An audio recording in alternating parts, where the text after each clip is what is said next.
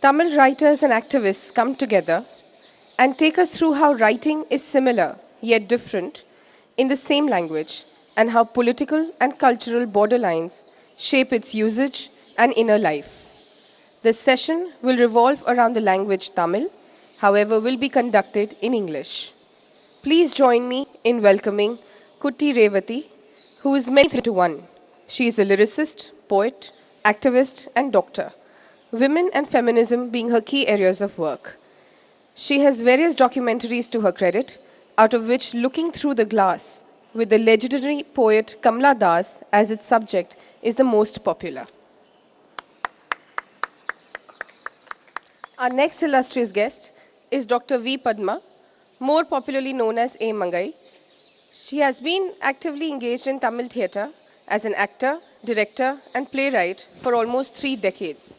Her fields of interest are theatre, gender, and translation studies. She has been a recipient of the Fulbright Fellowship twice, both times for working on theatre and gender. Please join me in welcoming her. Rajan Kurai Krishnan's work on Tamil cinema is unparalleled. He has been writing in Tamil for 2 decades on various subjects, including political philosophy, literary criticism, and film theory. He has authored 2 books in Tamil, the translations for which are Capitalism and Extinction of Humanity and Death of a Hero, both widely acclaimed. Please join me in welcoming him.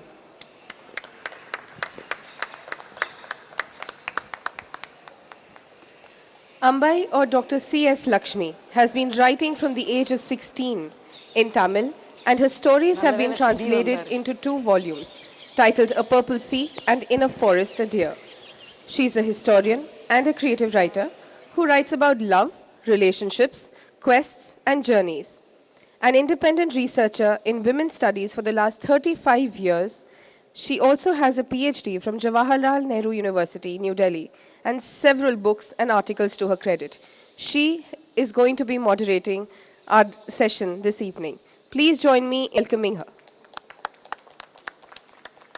Thank you so much for joining us. Request you to please initiate the proceedings for the session. Thank you. Hello, everybody. We have had so many sessions in Hindi that I have a good mind to do this whole session in Tamil, but I won't do it. We'll do it in English, just to teach you all a lesson. I would do it in English so that you'll know kind of work that's being done. All the panelists have been introduced. And they are indeed very distinguished people, and I'm very happy to be here with them and moderating what they would be talking. Today's session is about borders and how, although we write in the same language in Sri Lanka, the Tamil region of Sri Lanka, and in Tamil Nadu, what we write is very different. The first book that introduced me to writing in Sri Lanka by women was a book called Shollad Shedigal. It means uncommunicated messages. It was a badly brought out book with very passionate poems. At that time, I wrote a review of it, and many people said that these are not really good poems. But in my review, I wrote that certain historical times can only produce certain kind of poets. And later, I kept track of what was being written in Sri Lanka. And I also realized that the diasporic writing in Tamil done by the Sri Lankan writers is extremely different, which is why we wanted to have Deepa Chelvan here today. And today I think it would be very interesting if Mangai could talk about her theatre experience in Sri Lanka. She has worked very closely with Chitralekha and Maunaguru. And I would like her to talk about it and also about her own theatre experiences here and how they differ. And I would like Rajan to talk about a writer from Sri Lanka called Shobha Shakti. He has written a book on the MGR murder trial. And Rajan would like to talk about how he has looked at this event as a Sri Lankan. He also would like to talk about Val Daniels' book called Charred Lullabies and how the insights available to Val Daniel are not available here for us because the context is so different. Kuti Revati is a poet, a filmmaker, and many other things. But I think she would like to explore this whole area of what Tamil nationhood is all about. What it means in Tamil Nadu and what it means in Sri Lanka, in the Tamil region of India. And she would also like, along with that, to look at women poets from Sri Lanka, some of whom we are very close to, all of us. Before I ask Mangai to talk, I would like to read two poems of Deepa Chelvan, who is not here. Just two small poems of Deepa Chelvan, and then we would begin. Is that okay? I'll read the Tamil one, you read the English one. Or shall I read the English one also? Because you have a better voice.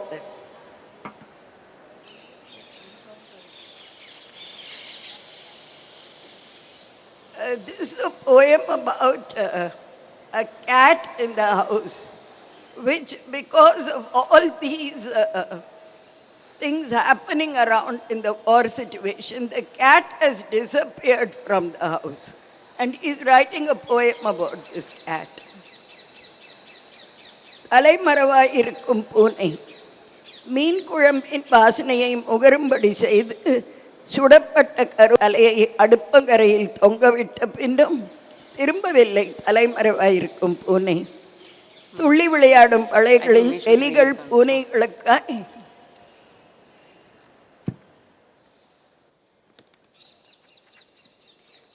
எச்சரிக்கை சுவரொட்டிகளை எழுதியிருக்கின்றன. புத்தகங்களுக்கு மேலால் படுக்கை அறையில் அடுப்பு சாம்பலுக்குள் மயிர் கொட்டி உறங்கும் என் பூனை எங்கே? வாய் கட்டுண்ட பூனை மறவாயிருந்து எந்த பாடல்களையும் படிப்பதில்லை. மௌன விரதம் இருக்கும் அதற்கு எலிகள் கட்டியிருந்த மணி ஒன்று அசையும்படியும் நகர்வதில்லை. இருண்ட காலத்தில் தலைமறைவாய் இருக்கும் பூனை மியாவ் என்றெழுப்பும் சங்கீதத்திற்காய் காத்திருக்கிறது என் வீடு.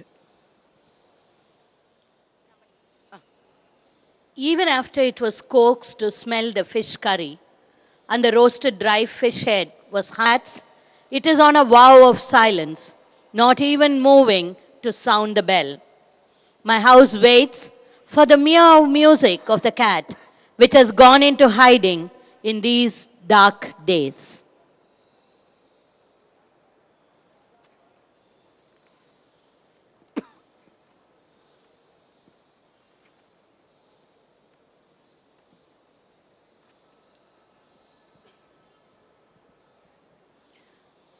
குறிகளை அடையாளம் காட்டும் சிறுமி பள்ளிக்கூடம் செல்ல ஒரு தெருவை காட்டவில்லை. காவல் அரணற்ற ஒரு நகரை காட்டவில்லை.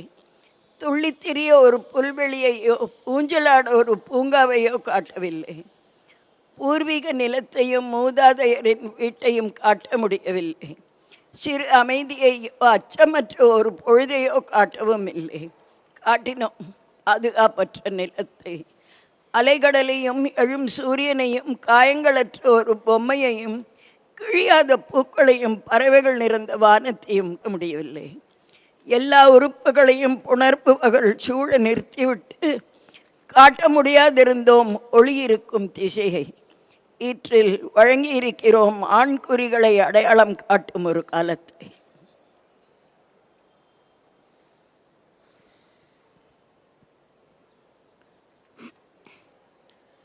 We have not shown the road to a school, nor a city without surrounding police. We have not shown green grass or a garden to play the swing. Our ancestral land, the home of our ancestors, we have not been able to show a bit of peace, a time without fear we have never shown. We showed them a land with no protection, the sea with waves, the rising sun, an unwounded doll, uncrushed flowers, a sky full of birds we have not been able to show. We have put around them those who fornicate any part of the body and unable to show them the direction with light. The direction with light. In the end, we have given them a time to identify male genitals. In the end, we have given them a time to identify male genitals. This is a poem about little girls in Sri Lanka. Ange, would you like to talk about your theatre experience and how exactly you came in touch with Chitralekha and Maunaguru, and what kind of experience was it? Because in the documentary we did on you, I know that you became very emotional when you were talking about this particular thing that you did with victims of violence. So can you speak about it a little? Thanks, Ambai. I think she has kind of made me rummage through almost 20 years of memory and work and hearsay and things that we have seen together, sometimes separately. I am going to focus on the theatre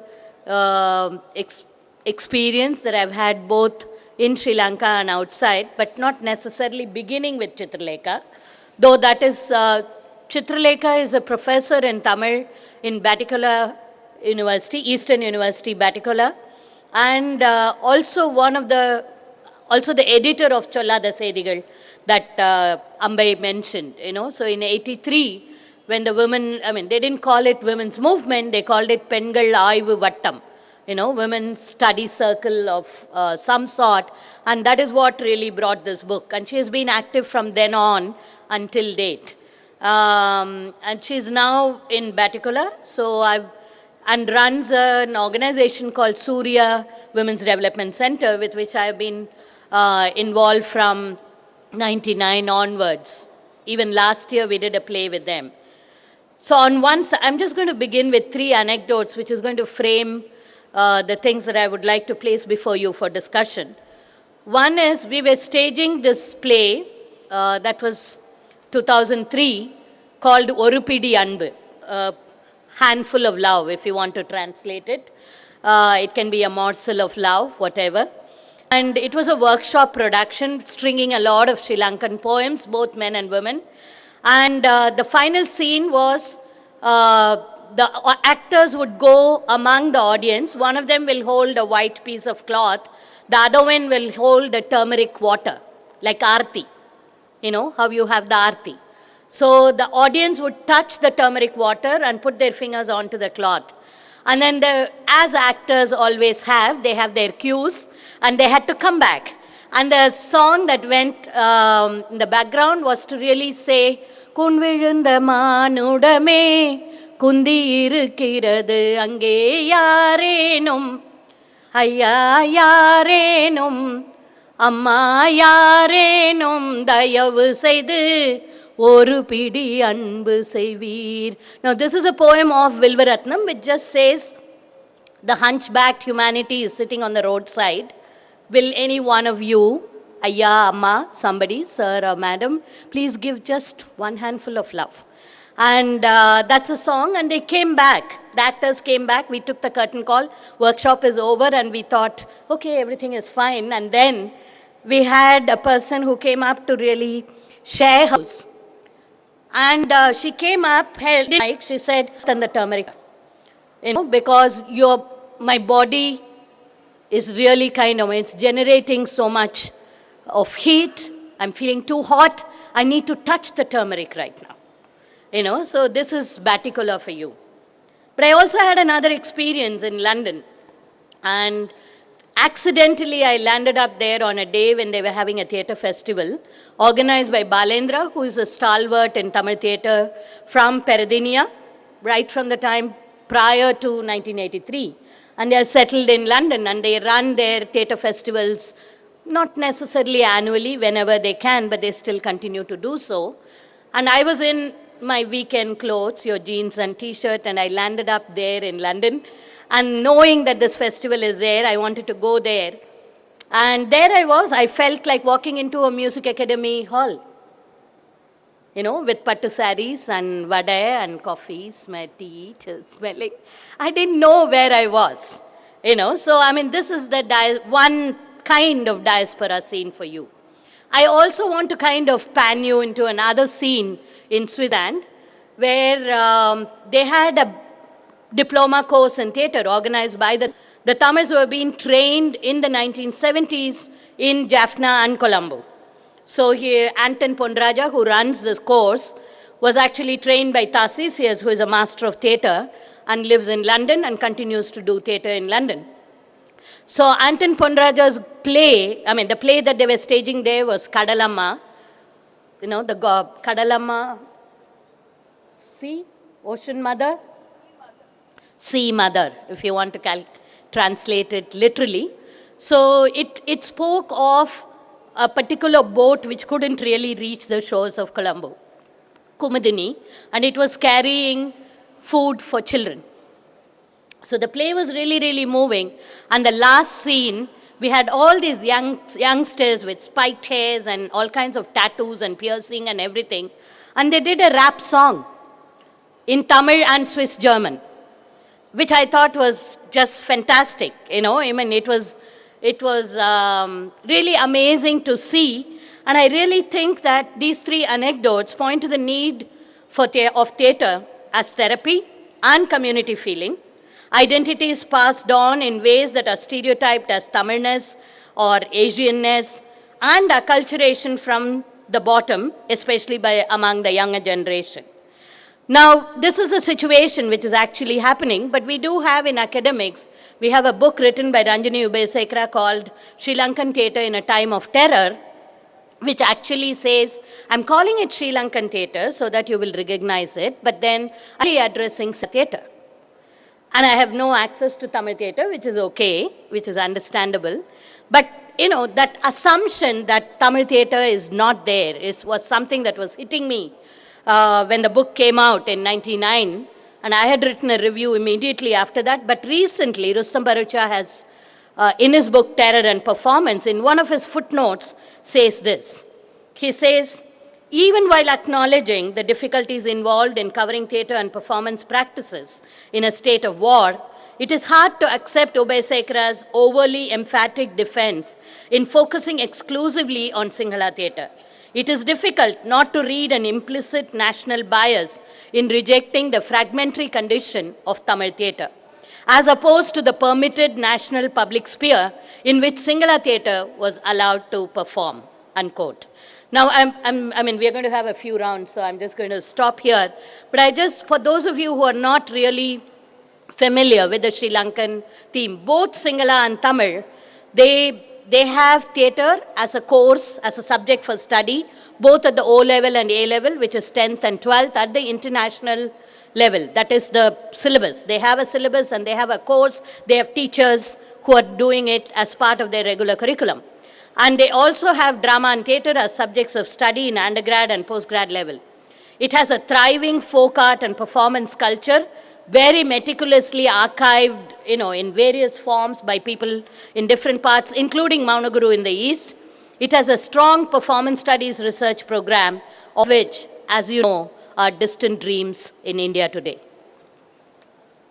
Arjun, would you like to talk about Shobha Shakti and this MGR murder trial book that he wrote? Thanks. Well, this is incidentally the first time I'm getting to speak on outside Tamil Nadu and in English about Tamils in Sri Lanka or Eedam. And one should begin by saying that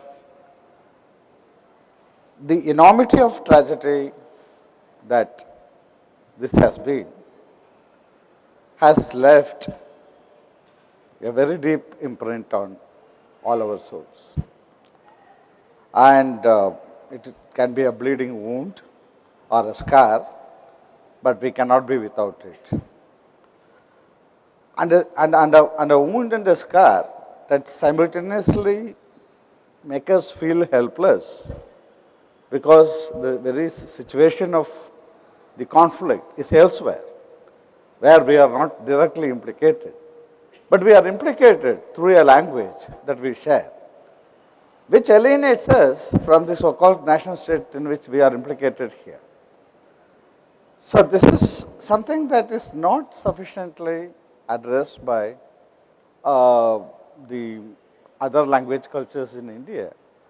And I think it is extremely necessary for everyone to look at, the enormity of tragedy and pay some attention to it, and not leave it for Tamils to mourn it as if it's their tragedy. Unless you participate and try to kind of think and give a hand for us to reconcile with this tragedy. And you are not with us. Having said that, this historical experience is also marked by several personal relationships, like Mangai was beginning to narrate, with artists, performers, poets. And it's very personal, and it has several dimensions to that. I wouldn't say, after all this, let us, if one is to think the culmination of tragedy in some sense, it's not yet over completely, but at least, 2009 as some kind of a mark of some end of a an epoch or whatever of the active civil warfare in Sri Lanka.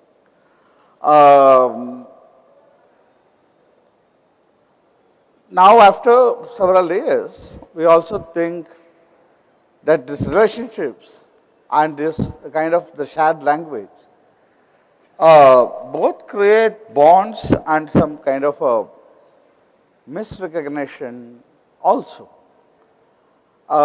Because there are different histories in which Tamil speakers and Tamils of the subcontinent and the Tamils of the island have partaken. It is the history of the modern nation state that unfolded in the post-colonial, half a century of our post-colonial history. And so this is like traveling in two different boats or something, as an imagery. And I want to very quickly kind of wrap up by wanting to point out to this short story of Shobha Shakti, who incidentally happens to be a very close friend of mine, in spite of all our differences over 1,000 things. A very intimate friend. And this story is kind of very symptomatic of the kind of shared and at the same time shared with a very, very different kinds of balances that the situations have produced. And what is MGR for us and what is MGR for a Sri Lankan Tamil? This story has succeeded in capturing a nuance, a very significant historical nuance. Though it is the same film narrative, it's the same hero who became a political leader, and it's the same image and image trap to Pandian's title of the book on MGR. But this trap, this image, has had very different valences in Tamil Nadu and in Sri Lanka. you know, for us, I mean, the Tamil, making of Tamil identity or Tamilness, or the idea of an autonomous trope, of a Tamil land, and so on, was done with a certain, some kind of a self-assurance. Though Hindi was there almost like, there were occasions when there were, struggles against imposition of Hindi and so on. The Tamil life was a very assertive, easily kind of, it has a certain abundance to it, certain confidence to it. It's like, so it's like almost already sovereign. We don't need a sovereignty in the form of a nation state, but there is an implicit sovereignty of being that Tamils of South India seem to feel. As much as it can be the same for other regions as well. But in the case of Sri Lanka, that the perception of or the lack of sovereignty was experienced very differently and violently. And the image of MGR here is then gets coded very interestingly of a guy who is a local kind of an organizer of a club, who is a fan of MGR, who dresses and acts and speaks exactly like MGR. So he is known as MGR in that village. So the murder trial, as you know, MGR was not murdered, he died of a natural death of sickness. So the murder trial of the story is about that local MGR in Sri Lankan village getting murdered by a few of the armed militants under a very curious circumstance. And in Paris, when some of those who are involved in that meet with other people, they conduct a sort of a mock trial in demanding an explanation from these people who allegedly killed or murdered that MGR of that village. But it's a story that is, so layered. There are different shades of irony, pain, suffering, and tragedy, all inscribed in the apparently, comic narrative of the absurdity of the situation. So somebody mistakes someone for something, and somebody conducts a trial somewhere for something that happened elsewhere, and the entire, misrecognition of MGR, as this person, and so on. But the story very interestingly does one thing, that it also sort of alludes to the mock sovereign figure of MGR, how it is taken literally can involve a quest for sovereignty that can never be achieved. So the shift from what is the screen to real life, and this imagery of sovereignty that a screen life could fulfill, and which can never be accomplished by anybody in real life. And so it is, at the same time, it's very, one should say that a lot of humor in the story, and an enormous pain and frustration as an undercurrent of the whole tragedy of, So in the end, the narrator tells this guy who narrates this trial to him, and when asks, MGR was a good man, wasn't it? And said, what MGR? Fuck. And the story ends. And there's so many shades in that final retort of, having been completely misled, camouflaged by some kind of a quest for sovereignty in this elusive figure of MGR. So all that is there in that story, that. Very interesting. Actually, just This year there is a writer called Tamil Magan who has written a very interesting novel called Anpal Penpal. It is about a newly married woman. She imagines that she is possessed by the MGR. And it's because her father was a great fan of MGR. And she has been brought up thinking that MGR is there, you know. And she imagines that when she is sleeping with the husband, MGR is watching her, you know, his ghost is watching her. And because he never had a child of his own, he is asking her to have a child for him. And the whole story is about this obsession for MGR. It's very interesting. And of course, this one, the Shobha Shakti, is very different. It's layered in a different way. But the story is also about how cinema plays such an important role in Tamil life. Revati, will you talk about what this entire idea of Tamil nationhood is in Tamil Nadu and it is in Sri Lanka? They are two totally different things. Okay. Would you like to talk about it? Yeah, and thank you so much for being here. And thanks, Sambai. She has been a mentor for me. She has been actually giving all the insights of being a woman and being a feminist, being a woman writer, and still we have met after 7 years, and I could always go for an intense conversation with her. Thanks, Sambai. And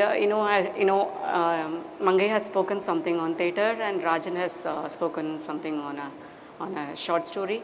And I think I can point out two important things which is very connected to my writing. One is how I became a poet. I tried my hand in everything because I'm a Siddha medical practitioner myself. I'm a physician, and I never wanted to become a writer. But somewhere I think the life you interact with, or the life you face, makes you makes you a character, or it gives you a personality. I think I tried a hand in poetry writing, then only became settled in something as a person, I should say. And in the beginning of my career, poetry life, I could say that I got my whole inspiration from Selvi Sivaramani's poems. That was from Sri Lankan Tamil women poets. I never say Sri Lankan Tamil myself, because we always spell it as Kilam. And so I got all my inspiration, maybe the emotionality, tonality from those women poets, because they were undergoing a different, totally a turbulent phase in their land, and they could pour every emotion of them in their poetry. So their language was very strong, and it could really make you getting into the poetry yourself. So that kind of intensity, they had in their language, their content, and the way they dealt, they saw their poetry. And so, as he said, and everything changed after the genocide that happened in 2009. And, I think Delhi is quite far away from Tamil Nadu. We could see the similarities and differences. We are Indian, but at the same time, I'm a Tamil too, and you are a, Marathi or a, Oriya person too. We always appreciate this, anecdote that, unity in diversity, but we don't always appreciate this, diversities, I could say truly, because, when it is politicized, you don't appreciate it, you don't acknowledge it, and maybe in this kind of sophisticated literary flows even, because not thought that it is part of literature anymore, political. But in Tamil Nadu, I could say, in these years, it has become very politicized through its intellectualism, through its contents, through its tonalities. So now I could say, whenever this Tamil nationalism or any Tamil, any regional nation state problem is addressed, it is thought that it is against Indian patriotism. It is not so, because since, for the past 200 years, we have been always undergoing these kinds of, language, state, and this nation issues in totally different things. But what is happening in Tamil Nadu is, it becomes, all literature is becoming a part of this politics, and politics is addressed through literature in a very satire and in a very subtle way too. So I think, from there I got all the notions, of nation state and this, nation, I totally, I'm totally convinced that I'm an Indian, but I become a true Indian when I address this, Tamil issues very much, and, I should be grounded there. I become an Indian, I think. And it is always thought that Sri Lankan Tamil thing is addressed here. So in the beginning, as I said, I got all inspiration and, an emotional sharing from, all Eelam women poets. It is give and take always, And now the scenario has been changed, and I think now there are not too many women writing, from Eelam part, I could say, they are not. Because, most of them have migrated. They are Migrated. now diasporas. And now I think somewhere this Tamil thing is becoming global. At the same time, we are not aware of the issues of, different, the people of different diaspora. Yeah. And Tamils who are in US or London, I think, when I had been to London or US, and they are not aware of your literature at all. They know you as a person, and they know you what you address on the floors. That's it. They couldn't get the opportunity to maybe receive my books or my literature. At the same time, maybe in the second round I can, talk about the oppression, maybe feminism, and how men see this, women being part of this political intellectualism and literary intellectualism. It is also because what is Tamil is constantly being redefined by the diasporas, because they are not in Eelam anymore. And 100%. how the Eelam Tamils feel and those Tamils in Paris or Germany feel, there are differences, and there are differences in their attitudes also. 100%. So that is, I just wanted to quickly talk about that women in violence part of this theatre experience that you had. A small part of it, which you always talk about it. We should also kind of know how they connect to there are a lot of Palestine poetry translated by Sri Lankan Tamils. There are some in Tamil Nadu as well. And those were the ones which kept them alive during a time when they couldn't write their own poetry, especially Nuhman. Now, I remember going back to Trinco with a performance directed by Prasanna Ramaswamy, acted by me. And it's one section called Body Count, where a sole survivor of a village in Vietnam is recalling what happened. And whenever you said, Velinattu Padai Vandadu, the army from abroad, a foreign army entered our land, and I was there saying it as an Indian, but for them, the army was Indian.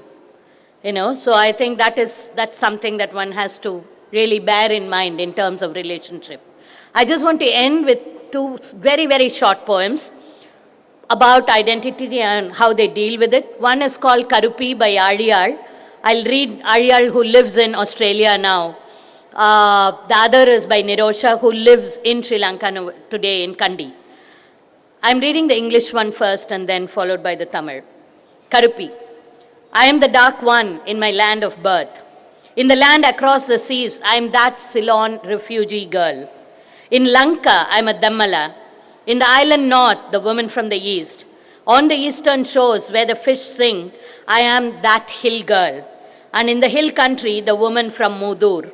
In this island, stolen from the original people, in this refugee home, that's Australia, thank God, I am, like before, the dark one.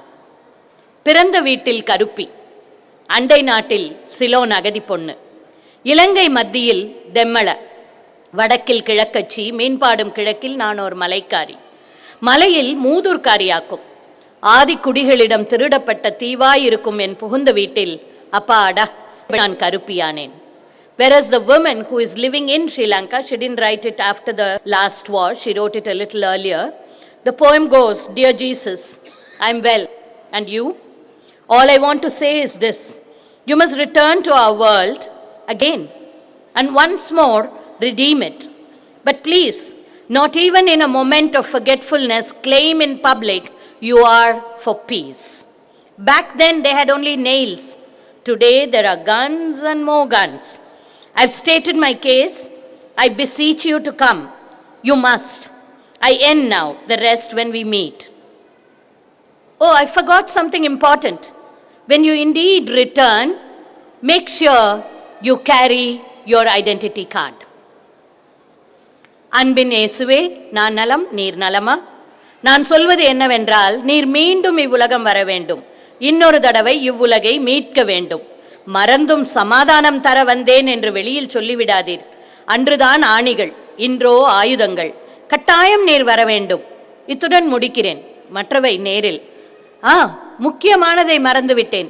வரும்போது அடையாள அட்டையை மறந்து விடாதீர். So identities rests in cards that we carry. Thank you. I would like you to say just a few words. Like you did speak about differences in time, in terms of nationhood, but between these Tamil Sri Lankan writers and us, don't you think feminism as an ideology has kept us together? Because you said you were inspired by Shelby and Shivaramani. Or do you think their feminism is very different from us? What do you think? Yeah. For body politics, I think somewhere that initiation we got from them, I should say, I should really acknowledge it, and that really kindled by the women poets there. But things, in these, I've been writing for more than 15 years now. I don't think the situation has changed for better. It has become worse. Because, all women, we have been to Goa Literary Festival. And there also a session for feminism. One session was there for women and feminism. And it was like a session of harassment, whatever the writer from Tamil, once he said, Jay Mohan said, it was the same there. It was said in the same tone there that women are getting recognition, because they are women. It's like they could pose themselves in the media, glamorously. Maybe they use the, it was said in a vulgar way there, I could say. The oppression has been, in Tamil Nadu was different, but for them, for Sri Lankan Tamil women writers, women writers, for them it was very, I could say it's very military, it was military tagged for them. All their poems were very connected with the army violence with and war. things. And, only few poems were connected with the operations of family and the husband and, generally men. But here I think these days the oppression has become part of our writing, I should say, because it has become our, it has become our everyday practice, or it has become a day course. It's like, yeah. Because there is, it is not changing. It's not your, though you write more focus on feminism or women things, the notions doesn't operate with the men. Because I always say this, because the women oppression or men, when they make derogatory comments, against women, it goes with the caste, they belong to. I always say this. Because, when you, Dalit or tribal community, they don't go, this much of harshness when they comment on women. Yeah, Maybe actually, they will be. that is an entire new area of language, which is very important. Who uses what language? I think it's very, very important how we use, and how, like, even in one of your notes, you had said that such a thing would never be said by a Dalit. So very much. I feel that that's They can't make derogatory comment on a woman, in a public. Yeah, but I would actually like to bring it back to the kind of commitment that Sri Lankans have towards Tamil, even when they are in diasporic states. like in Paris or wherever, they'll go and start a Tamil magazine, which Indian Tamils have never done it. But the Sri Lankan Tamils would do it. I would end it with one, this one like, he's no more, Kalichelvan, Lakshmi's partner. He once rang me up and told me that Ambai would like to publish a collection of stories of yours. So I told him that it will be a big loss because nobody is going to buy it. He said it doesn't matter. Some people have children and some people publish books. It was such a beautiful thing to say. So I feel that wherever they are, there is this commitment to language that they have. Recently, one writer said, so it is your writing is your hobby.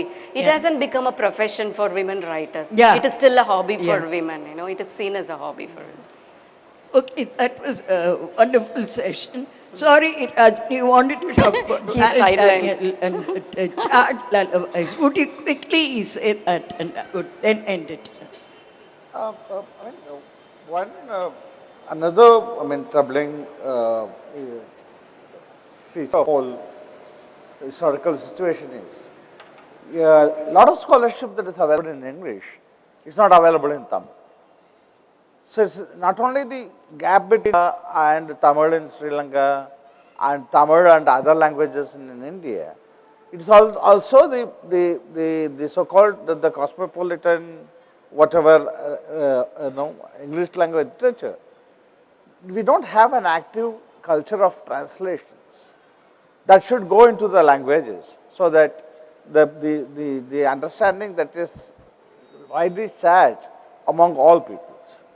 So that is something they lack that we should understand and address very seriously, particularly this anthropological account of the Sri Lankan tragedy, which I think is priceless and very important for everyone to read and comprehend. I should conclude. Yeah.